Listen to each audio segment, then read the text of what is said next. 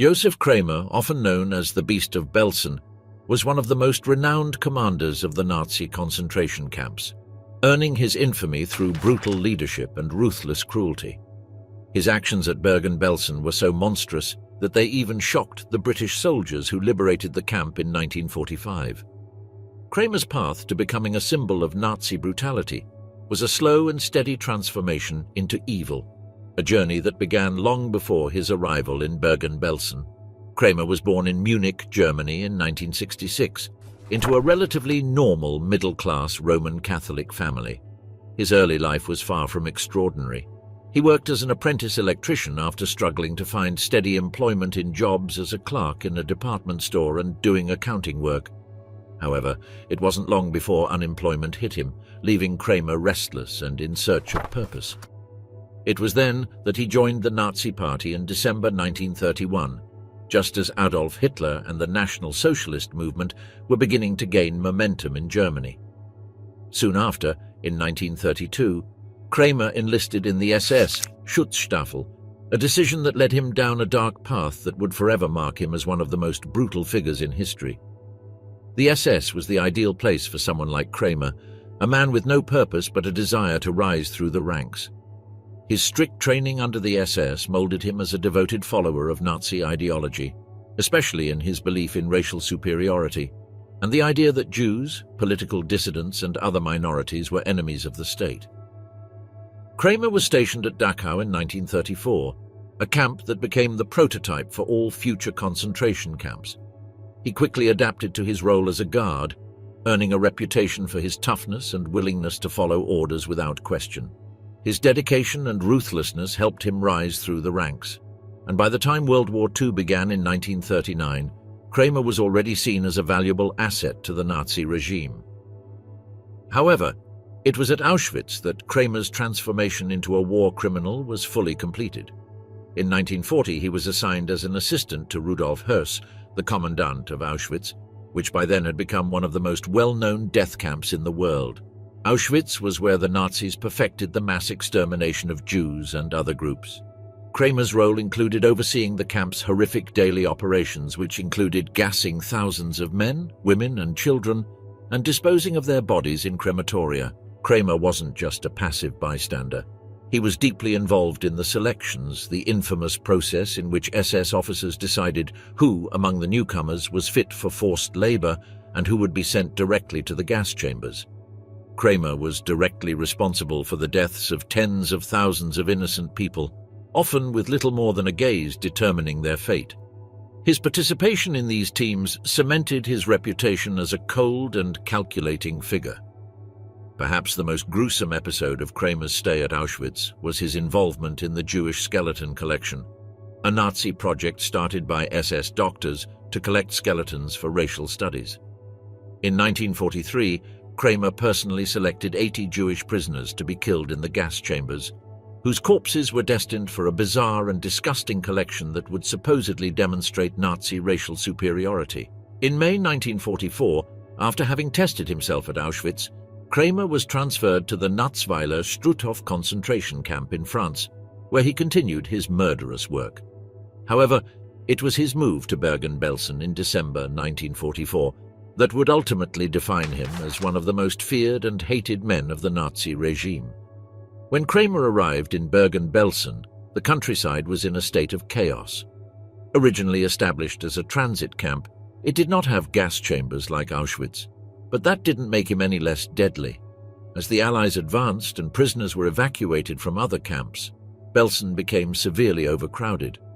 By April 1945, the camp, designed to hold around 10,000 prisoners, was overcrowded with more than 60,000 people. Food was scarce, water was contaminated, and diseases, particularly typhus, spread rapidly. People were starving to death, and corpses piled up faster than they could be buried. Instead of trying to alleviate the suffering, Kramer only made things worse. He showed no interest in helping the prisoners. Instead, he imposed stricter rules, ordered beatings, and participated in executions. Conditions in the camp were horrific, with some prisoners too weak to stand or walk, forced to live among the dead as bodies piled up. Witnesses reported that Kramer walked among the prisoners, indifferent to their suffering, administering punishments without remorse. He was known to randomly shoot prisoners who were too weak to work, further demonstrating his utter lack of humanity. In one particularly gruesome incident, just days before the camp was liberated by the British, Kramer shot 2 prisoners who had been caught looking for food. His crime: they had found some rotten potatoes and were trying to survive. Kramer's utter disregard for life was laid bare, even in the final days of the war. When the British arrived to liberate Bergen Belsen on April 15, 1945, they were met with a scene of unimaginable horror. Thousands of bodies lay in the field, and those still alive were barely clinging to life.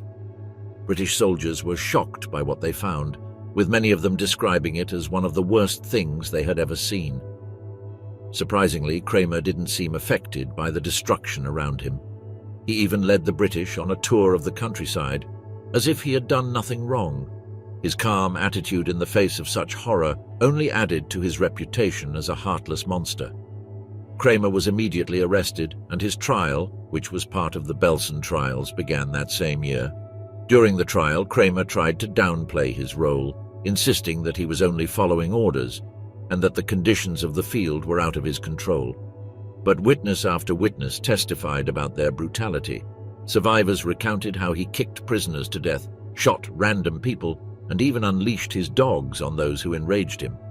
He showed no remorse during the trial, maintaining that he had done nothing wrong and that he had no control over the situation in Belsen. But the evidence was overwhelming, and Kramer was found guilty of war crimes and crimes against humanity. On December 13, 1945, Joseph Kramer was hanged in Hamelin prison by Albert Pierrepoint, Britain's chief executioner. Kramer, who was responsible for the deaths of thousands, faced his end with the same cold indifference he had shown throughout his career. His execution was the final chapter in the life of a man who embraced cruelty and violence, and whose legacy will forever be linked to the horrors of the Holocaust. Fritz Klein was a doctor who, instead of saving lives, used his medical knowledge to decide who would live and who would die in concentration camps. His cold and calculated decisions on the selection ramps of Auschwitz-Birkenau sealed the fate of thousands of people, making him one of the most disturbing figures of the Holocaust. Klein was born on November 24, 1888, in what is now Romania, to a family of ethnic Germans. He seemed destined for a normal life, pursuing a career in medicine at the University of Budapest. His studies were interrupted when World War I broke out, and he was drafted into the Romanian army, where he served as a doctor. After the war, Klein completed his medical training and worked as a doctor in his hometown of Siebenbürgen, Romania. Klein's life changed in 1943, when the Romanian government, under pressure from Nazi Germany, ordered all ethnic Germans to serve in the German army. Despite his Romanian citizenship, Klein found himself transferred to the Waffen-SS. This marked the beginning of his involvement in the Nazi death camps. Klein was assigned to Auschwitz-Birkenau, one of the Nazi regime's most renowned death camps. There he played an important role in the selections that determined who would be sent to forced labor and who would go directly to the gas chambers. As new trains with prisoners arrived, Klein would stand on the selection ramp deciding who would live and who would die, often with nothing more than a quick glance. Survivors later recalled the terrifying experience of seeing SS doctors like Klein steer them left or right, sending entire families to their deaths. Klein did not hesitate to make life or death decisions. Young, healthy men were often pardoned for forced labor, while the elderly, women, children, and the sick were marked for extermination. These decisions were made coldly, without any concern for the human beings in front of him. He seemed to see prisoners as mere numbers in a system designed to maximize death. Klein was also involved in the Nazi regime's horrific medical experiments. Although he denied direct involvement in the experiments that made men like Josef Mengele infamous, survivors and other SS officers placed him at the scene of several disturbing procedures. The prisoners were used as human guinea pigs, subjected to brutal and dehumanizing experiments. Klein, who had once sworn to heal, stood by as these atrocities unfolded, doing nothing to stop them.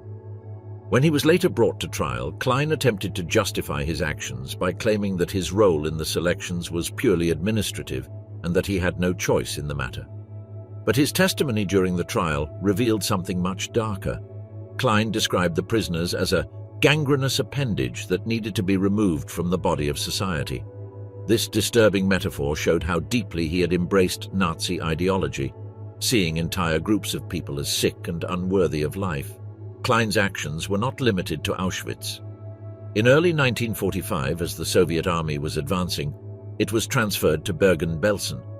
The camp was overcrowded, with tens of thousands of prisoners crammed into unsanitary conditions, battling starvation and disease.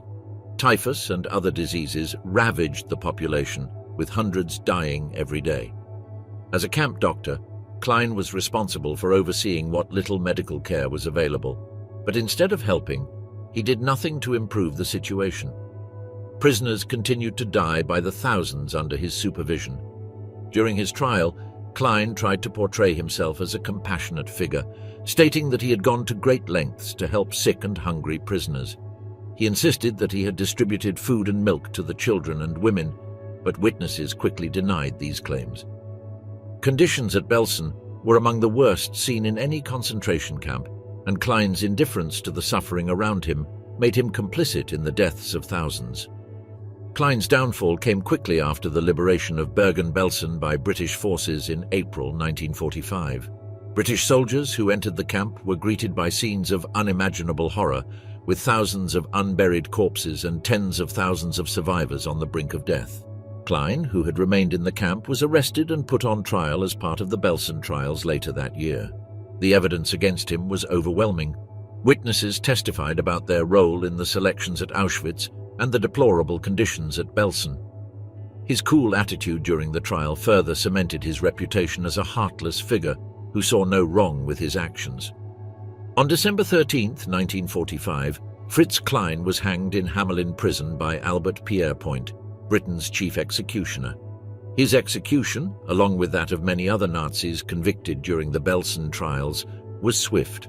Franz Hössler, the relentless executioner of Auschwitz and Belsen. Franz Hössler was a man who started out as a simple cook and became one of the most brutal enforcers in the Nazi concentration camp system. His transition from working in the kitchens to overseeing selections and executions at Auschwitz, and later Bergen Belsen, shows how deeply ordinary people became involved in the horrors of the Holocaust. Hössler was born in 1966 into a family of relatively ordinary origin. As a young man, he struggled to find steady work, becoming a warehouse worker, and later, like many others facing financial hardship during the Great Depression, he lost his job. Unemployment and lack of leadership led Hössler to join the Nazi Party in 1932. His entry into the SS seemed to give him the sense of purpose he lacked. He quickly rose through the ranks of the SS and was assigned to the Dachau concentration camp, one of the first camps established under Hitler's regime. Initially, Hössler worked as a cook in the camp kitchens, but he soon became more involved in the dark aspects of field operations.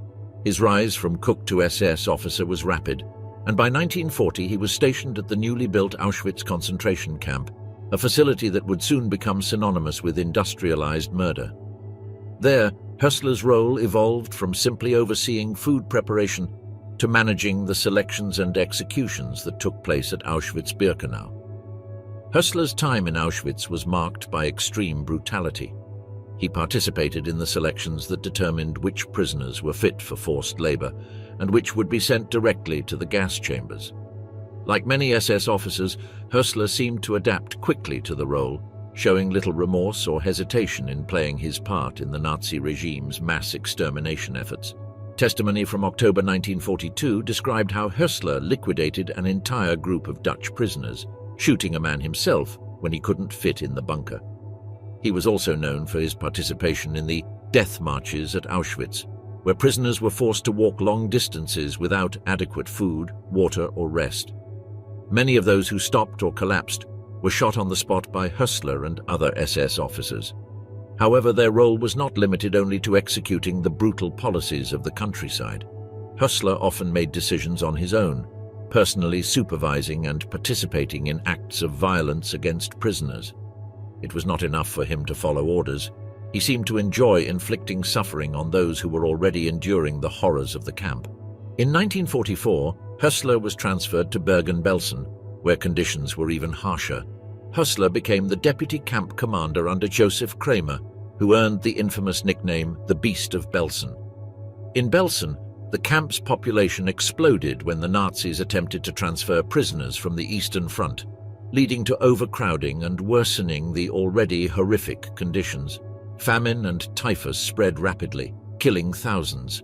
Far from offering any relief to the suffering prisoners, Hössler contributed to their misery. Witnesses later testified about Hössler's behavior at Belsen, recalling how he shot prisoners at random and beat others to death. He continued to participate in the selections at Belsen, sending weak and sick prisoners to their deaths. One particularly gruesome incident involved Hössler deceiving the new prisoners into believing they would be taken care of, only to send them to the gas chambers. Hössler gave them speeches in which he told them to hang up their clothes carefully, remember their numbers, and wait for soup and coffee after their bath. Instead, they were taken directly to the gas chambers, where they were killed in a matter of minutes. As the Allies advanced and the Nazi regime began to crumble, the liberation of Bergen Belsen was imminent. On April 15, 1945, British forces arrived at Belsen and found scenes of utter horror, with piles of unburied corpses, thousands of emaciated prisoners, and the stench of death wafting over the camp. SS guards, including Hössler, had done little to stop the suffering. In a desperate attempt to avoid capture, Hössler tried to blend in with the prisoners, wearing their uniforms and hiding among them. However, it was not long before he was recognized and arrested by British forces. During the Belsen trials, Hössler's crimes were exposed to the world. Witnesses came forward to describe his cruelty, recounting how he shot and beat prisoners without hesitation. He tried to defend himself by claiming that he had no real power, insisting that he was only following orders. But the court was not convinced by his excuses. Hössler's trial was an important moment in the post-war reckoning with the Holocaust. His name became synonymous with the casual cruelty that characterized the treatment of prisoners by SS guards. He had risen from the position of a humble cook to a man who had the power to decide on the life and death of thousands, and he used that power to torment those who could not defend themselves. On December 13, 1945, Franz Hössler met his fate at the hands of Albert Pierrepoint, Britain's most famous executioner. Along with other convicted SS guards, including his former superior Joseph Kramer, Hössler was hanged in Hamelin prison. In his final moments, as the noose was placed around his neck, he showed no signs of remorse or regret, only the inevitable consequence of a life spent committing atrocities. Johanna Borman, the cruel mistress of the dogs. Johanna Borman was one of the most feared female guards at Auschwitz and Bergen Belsen. His reputation for brutality and the infamous use of German shepherd dogs to terrorize prisoners earned him a place among the most well-known figures in the concentration camps. Borman was born in 1893 in East Prussia, and his early life was relatively ordinary. She worked as a missionary for a time and seemed to lead a quiet religious life. However, in 1938, as the Nazi regime gained strength and began its terrifying march toward war and genocide, Borman joined the SS as a civilian employee. Her decision to leave her former life behind and embrace the role of supervisor in concentration camps would mark the beginning of her descent into brutality. Initially, Borman worked in the kitchens of the Lichtenberg concentration camp, Germany's first women's camp. She was soon transferred to Ravensbrück, a camp specifically for female prisoners. Ravensbrück became a training ground for many of the most feared female SS guards, and Borman quickly gained a reputation for his violence. He began to take on more responsibilities, supervising work crews and taking a more active role in the brutal day-to-day operations of the field. However, her reputation would not be fully established until she was sent to Auschwitz. At Auschwitz, Borman's cruel behavior became impossible to ignore. He participated in the selection process where, along with other SS officers such as Josef Mengele, he decided which prisoners would be sent to the gas chambers. During these selections, Borman was often seen alongside her German shepherd dog, an animal that would soon become famous for its role in torturing and killing prisoners. Borman chose those deemed too weak to work and sent them to their deaths, showing no hesitation in facilitating the Nazi regime's final solution. What made Borman stand out, even among the other brutal guards, was his use of dogs to impose terror. Witnesses later recounted how Borman would release his German shepherd dog on prisoners, sometimes for the slightest disobedience.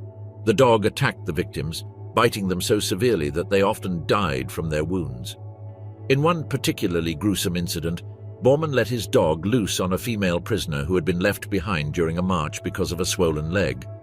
The dog tore the woman apart, who was then carried away on a stretcher.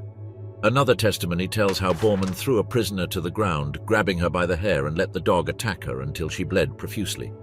Borman then sent the prisoner to Block 25, the barracks from which no one returned, as they led directly to the gas chambers. His brutality was not limited to his dogs. Borman was known for personally beating prisoners, often using her fists, boots, or a rubber baton to inflict severe pain on them. Prisoners testified that she whipped and beat them for hours, sometimes until they were knocked unconscious or dead. He seemed to enjoy this violence, smiling or laughing as he committed these cruel acts. Despite her position and the power she wielded over the prisoners, Borman remained somewhat enigmatic. Unlike other SS guards who had been indoctrinated from a young age, she joined the Nazi regime later in life, making her sadistic transformation even more disturbing. In Auschwitz, she was known as the Dog Woman, a name that symbolized the fear she instilled in prisoners. His small, slender figure did not correspond to the violence with which he governed those under his command. In 1945, as the war drew to a close and the Nazi regime crumbled, Borman was transferred to Bergen Belsen. Belsen was overcrowded, plagued by disease, and on the verge of collapse. While prisoners died of starvation and disease by the thousands, Borman continued his reign of terror, overseeing the details of work and participating in the ongoing abuse of inmates. He remained in the camp until his liberation by British forces in April 1945. When the British arrived at Belsen, they were met with scenes of unimaginable horror. The camp was littered with corpses, and the survivors were barely clinging to life. Despite the chaos and death that surrounded her, Borman remained in the camp rather than flee, as many of the SS guards did. She was quickly arrested along with Josef Kramer and other guards, and forced to help clean up the camp before being brought to trial for her crimes. During the Belsen trials, Borman faced the full weight of the accusations against him. Witnesses described his savage beatings, his role in the national teams, and the terror he unleashed with his dogs. In court, Borman attempted to downplay his actions, claiming he was just trying to maintain order in the fields and denying that he had ever intentionally released his dog on anyone. She insisted that she herself had been a victim of circumstance, forced to survive in a brutal environment where she had to do whatever it took. But the judges were not convinced. Borman's defiant attitude in court was shocking. He showed little remorse for his actions, even as survivors recounted the pain and suffering he had caused. He claimed that he had attempted to leave the SS in 1943, but had been denied, a feeble defense in the face of overwhelming evidence of his cruelty. The court found her guilty of war crimes and sentenced her to death. On December 13, 1945, Johanna Borman was hanged in Hamelin prison by Albert Pierrepoint, Britain's chief executioner.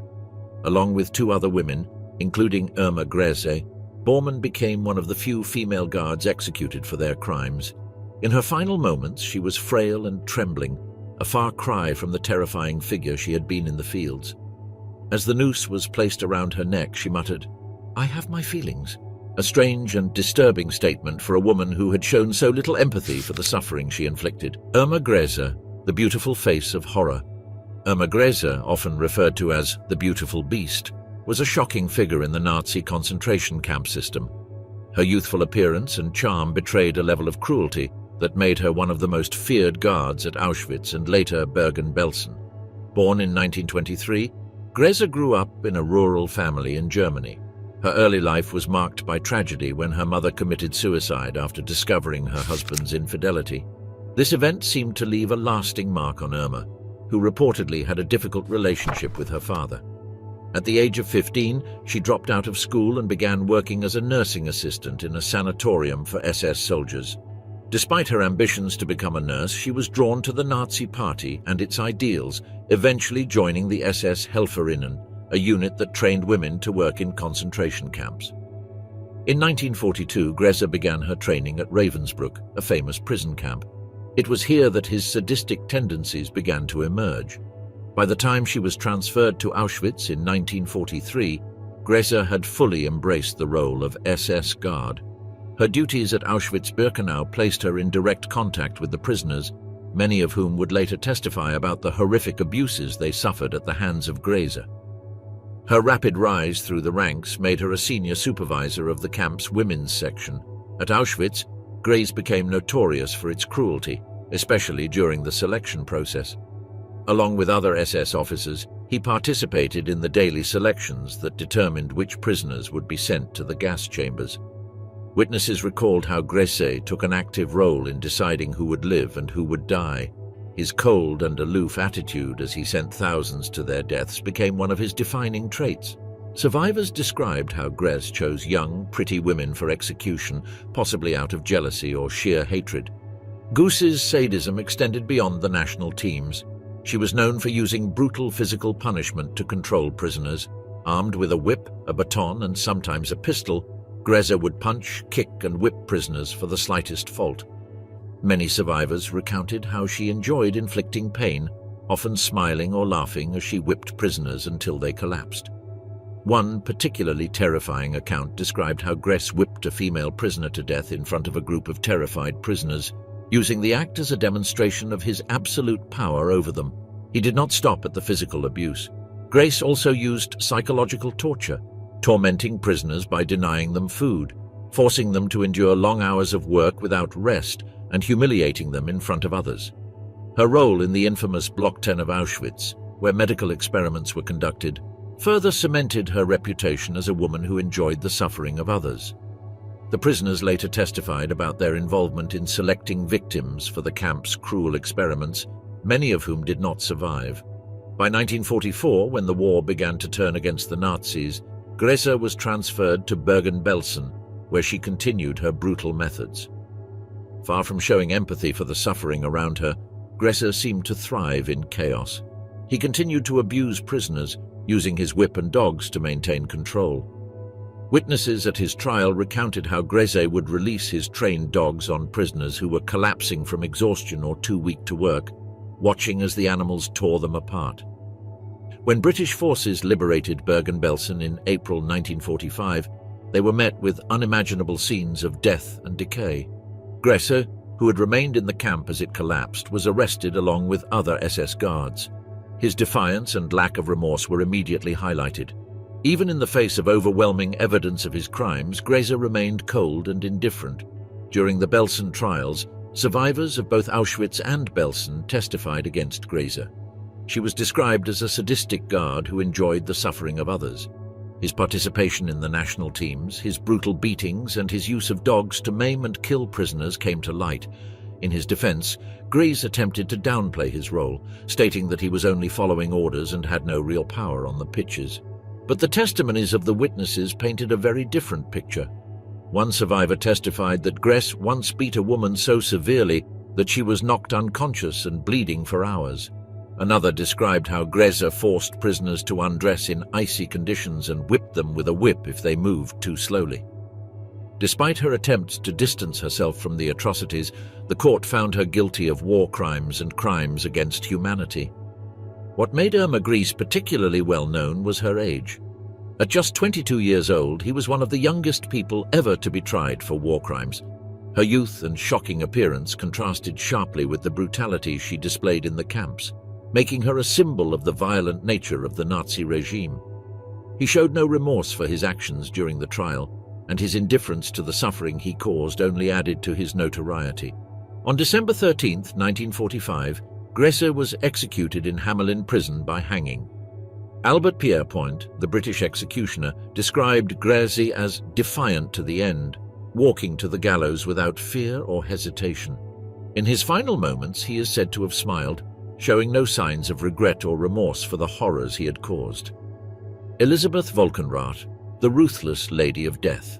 Elisabeth Volkenrath was one of the most important female SS guards who played a significant role in the daily horrors inflicted on prisoners at Ravensbrück, Auschwitz, and Bergen Belsen. Volkenrath was responsible for countless deaths, and her story is that of a woman who used her power cruelly and without hesitation to impose the brutal policies of the Third Reich. Volkenrath was born in 1919, and his early life seemed quite typical. She worked as a hairdresser for several years before joining the SS in 1941.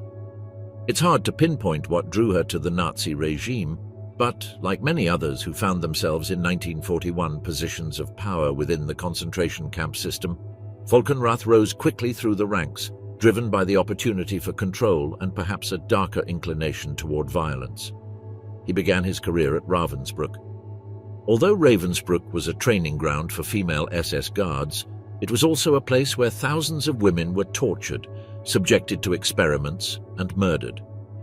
Volkenrath worked there as a supervisor, responsible for maintaining order among the inmates.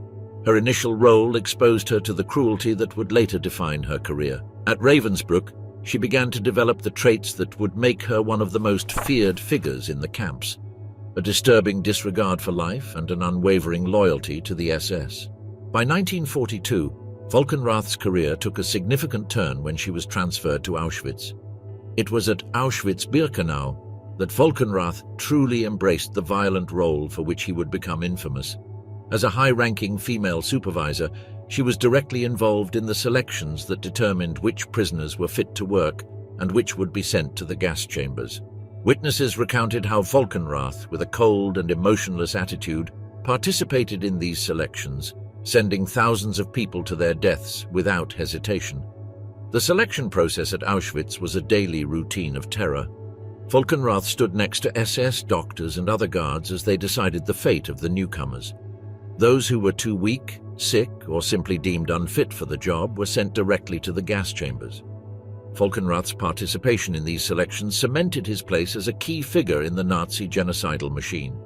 He actively participated in the extermination of innocent people, choosing who would live and who would die with terrifying efficiency. Volkenrath was also known for its violent outbursts, frequently beating prisoners for the slightest offenses. Survivors later testified about their brutal methods of control. Armed with a rubber baton, she beat women until they collapsed, often targeting the weakest and most vulnerable. One survivor described how Volkenrath beat an elderly woman so severely that she couldn't walk for weeks. Others recalled his method of forcing prisoners to perform grueling physical exercises as punishment, pushing them beyond the limits of their already fragile bodies.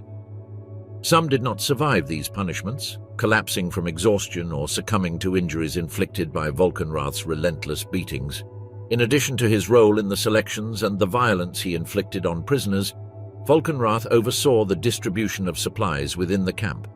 This gave him another avenue to exert control, as he often withheld food and medical supplies from prisoners, leaving them to suffer and die of starvation or disease. Even as the camp descended into chaos in the final months of the war, Volkenrath continued to use his power cruelly, showing no mercy for those in his charge. In 1945, as the Red Army approached Auschwitz, Volkenrath was transferred to Bergen Belsen, where she continued her role as supervisor. Bergen Belsen, already a place of unimaginable suffering, became even more horrific as prisoners from other camps were evacuated there, leading to extreme overcrowding, starvation, and disease. Far from being a passive observer, Volkenrath maintained her harsh treatment of the prisoners, contributing to the already unbearable conditions. He continued to beat prisoners, oversee selections, and enforce the brutal policies of the SS to the end. When the British liberated Bergen Belsen in April 1945, Volkenrath, like many other SS guards, was arrested. The scenes that greeted the liberators were so horrific that they left no doubt about the scale of the atrocities committed. The camp was littered with corpses, and the survivors were on the verge of death, starving to death, and plagued by disease. Volkenrath was immediately taken into custody and, along with other high-ranking officers, was put on trial for war crimes during the Belsen trials that same year. At his trial, Volkenrath attempted to downplay his role in the atrocities. Like many of his fellow guards, he claimed that he was simply following orders and that he had no real power inside the camps. He denied taking part in the selections or the beatings, despite the overwhelming testimony of survivors who witnessed his brutality firsthand. The prisoners offered detailed accounts of the violence they endured under his supervision, describing how he beat them with his baton, starved them to death, and sent them to the gas chambers.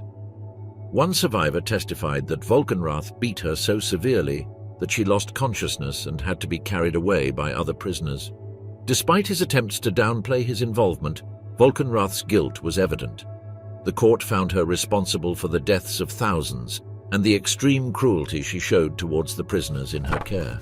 On November 17, 1945, Elisabeth Volkenrath was sentenced to death for her crimes. His execution, like that of his fellow guards, was carried out by the British executioner Albert Pierrepoint. On December 13, 1945, Volkenrath was taken to the gallows in Hamelin prison. She showed little emotion as she faced her final moments, maintaining the cold indifference that had defined her throughout the trial. When Pierrepoint placed the noose around his neck, there were no signs of remorse or regret. Within seconds, the trapdoor opened and Volkenrath was dead. Oskar Pishon, from soldier to relentless executioner. Pishon was born in Denmark in 1913, but his family soon moved to Poland, where he obtained Polish citizenship. His early life seemed relatively normal, and little is known about his background before the outbreak of World War II. Like many men of his generation, Pishon's life took a dramatic turn when the German army invaded Poland in 1939, triggering the start of the war. Drafted into the German army, he was sent to fight on the Eastern Front. Pishon's time on the Eastern Front was interrupted in November 1942, when he was shot in the hand during combat.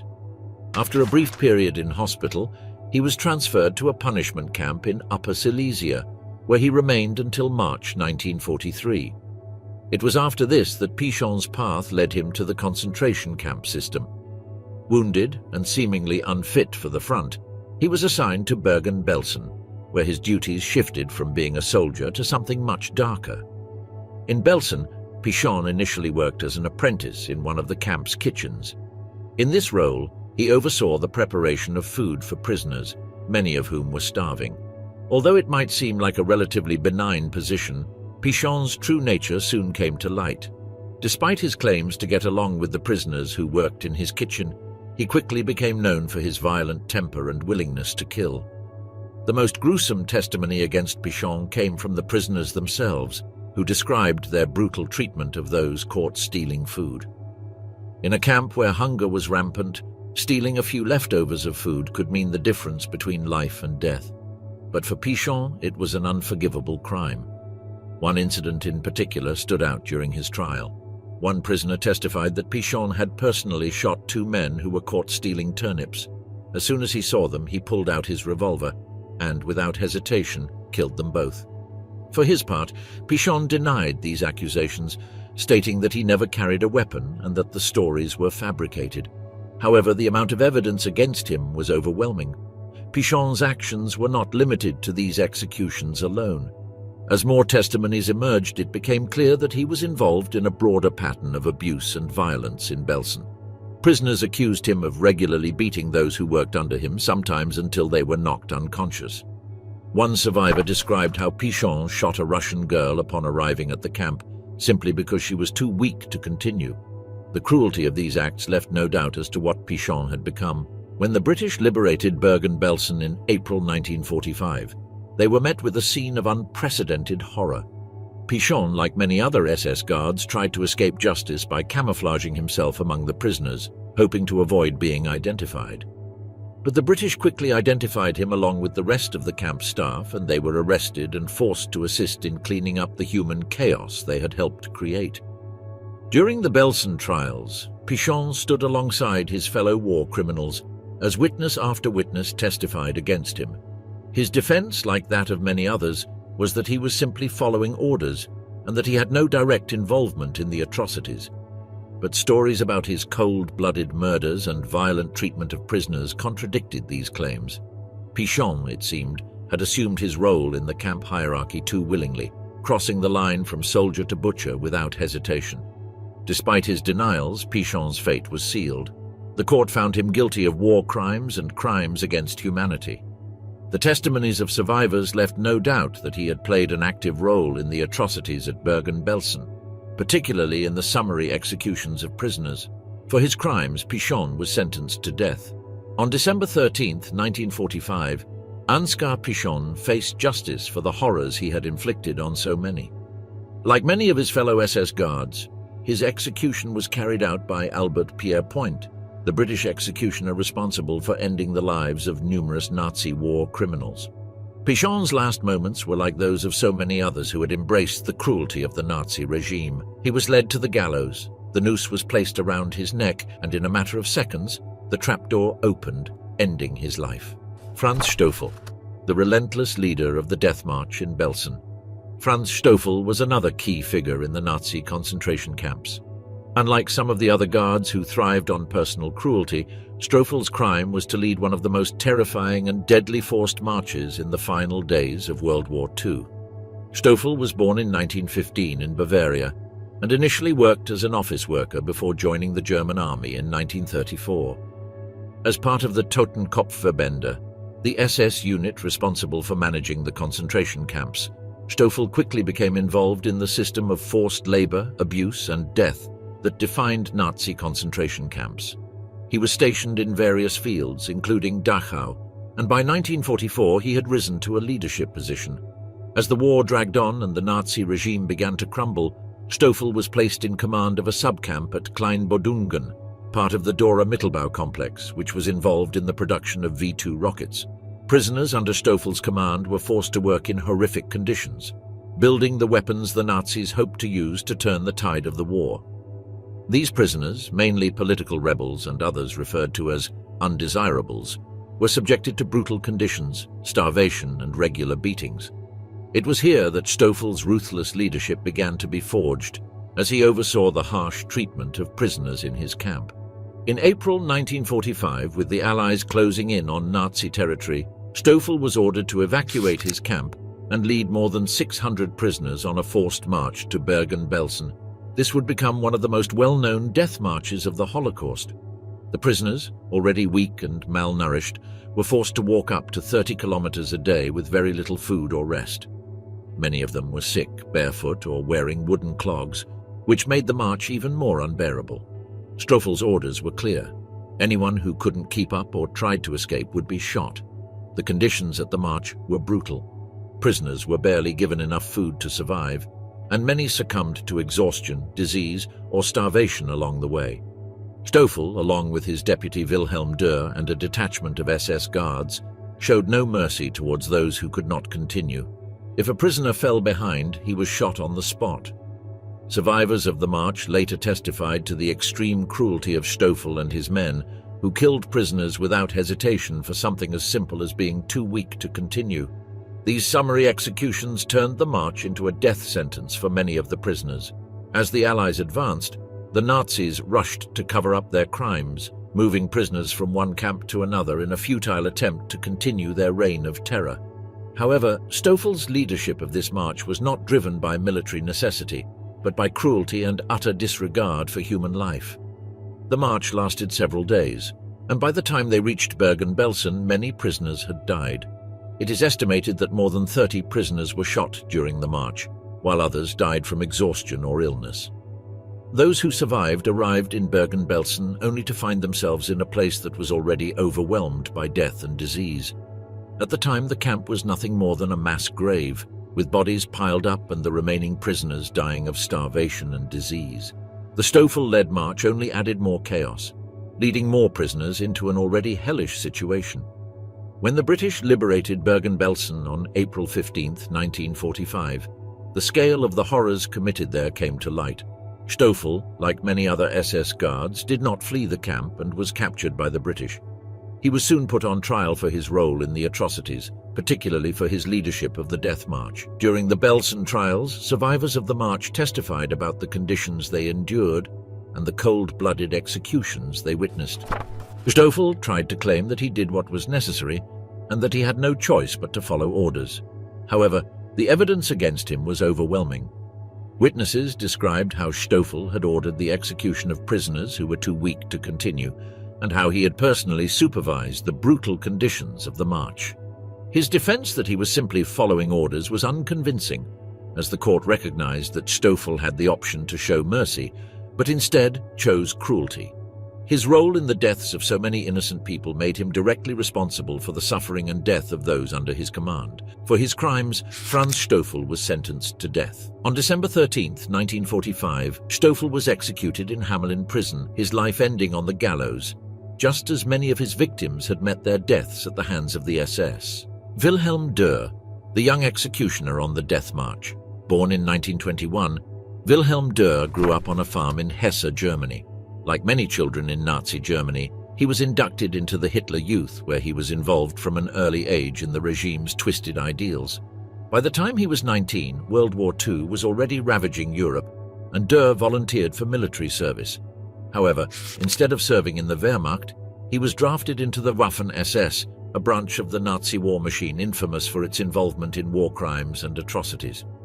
Dür's transition from being a farmer to an assassin was swift. His initial training was as a combat engineer, but he soon fell ill with rheumatism, which took him away from the front. Once recovered, he was sent to the heart of the Nazi concentration camp system. By 1943, Dür was stationed at Sachsenhausen, a major concentration camp near Berlin, where he began his descent into the violence and dehumanization that defined the in January 1944. Dür was transferred to the notorious Dora Mittelbau field, which was part of the Mittelbau-Dora complex, involved in the production of V-2 rockets. This complex used the forced labor of prisoners, many of whom died of exhaustion in horrific conditions. It was here that Dür began to truly embrace his role as executioner, overseeing the brutal treatment of prisoners and carrying out the orders of his superiors without question. In September 1944, Dür was appointed deputy to Franz Stöhl, the leader of a smaller subcamp called Klein. Dür's first major crime occurred in late 1944, when he was implicated in the beating and death of prisoners who tried to steal food. 2 prisoners had hidden in a potato cellar, and when Dür discovered them, he ordered them to be beaten to death by other prisoners. This incident defined Dür as someone who had fully embraced the violence and cruelty of the SS system, and it would not be long before he committed even worse atrocities. In April 1945, as the Nazi regime crumbled under the Allied advance, Dür was ordered to help evacuate the Klein camp and lead a forced march of more than 600 prisoners to Bergen Belsen. This would become Belsen's well-known death march, a journey that would make Dür one of the cold-blooded killers responsible for some of the most horrendous crimes in the final days of the war. Conditions during the march were brutal. The prisoners, already weak after months or even years of starvation and abuse, were forced to walk up to 30 kilometers a day with little food, water, or rest. Many of the prisoners had no shoes and were forced to walk in wooden clogs or barefoot, causing serious injuries and making it impossible for some to continue. Those who lagged behind or tried to escape were shot on the spot. Dür, along with Stöhl, played an active role in these executions. Witnesses described how Dür shot prisoners without hesitation, often walking towards those who were collapsing from exhaustion and executing them with a bullet to the back of the head. It is estimated that around 30 prisoners were killed during the march, either from exhaustion or directly at the hands of Dür and his SS guards. These summary executions were carried out with cold efficiency, with no room for mercy or compassion. One particularly brutal incident occurred during a stop in the village of Groß-Halen. After marching the prisoners for hours without rest, Dür and Stöhl were ordered by the Wehrmacht soldiers that they could not stay in the village. SS guards responded by shooting several prisoners who had collapsed, leaving their bodies on the side of the road. When the march finally reached Bergen Belsen on April 11, 1945, the survivors were met with a scene of unimaginable horror. The camp was already overflowing with prisoners, disease, and death. Bodies lay everywhere, and living conditions were appalling. The prisoners who had survived the march were no better off than those already present at the camp, and many died shortly after arriving. Just 4 days later, on April 15, 1945, the British Army liberated Bergen Belsen. Dür, along with other SS guards, was captured by the British and forced to bury the dead. But this brief period of forced labor did nothing to redeem the crimes he had committed. During the Belsen trials, Dür was brought to justice for his role in the death march and atrocities committed in Bergen Belsen. Survivors of the march testified against him, recounting the cold-blooded executions he carried out and the brutal conditions he imposed on prisoners. For his crimes, Wilhelm Dür was sentenced to death. He was only 24 years old at the time of his execution, a young man who had become a willing participant in one of the most horrific chapters in human history. On December 13, 1945, Dür was executed in Hamelin prison by Albert Pierrepoint, the same executioner who had carried out the sentences of many other Nazi war criminals.